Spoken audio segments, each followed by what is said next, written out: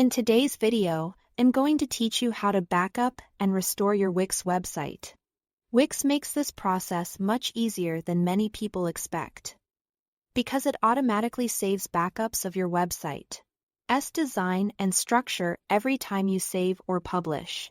That means if you ever make changes you don't like or you need to go back to an earlier version of your site, you can restore a previous saved version directly from your dashboard.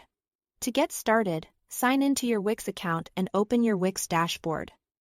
From there, select the website you want to work on.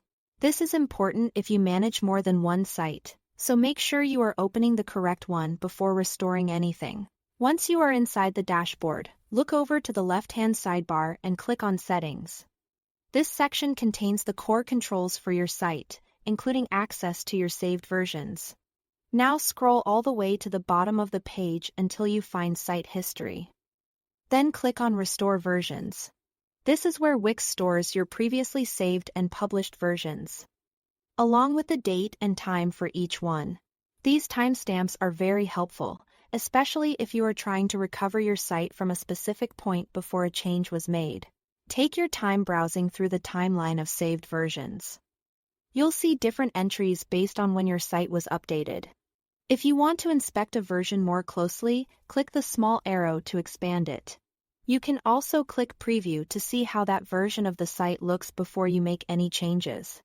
This is a good idea because it helps you confirm that you are restoring the right version and avoids accidentally rolling back to the wrong layout or content. When you find the version you want, click Restore. Wix will then bring your site design and static page content back to that earlier saved state.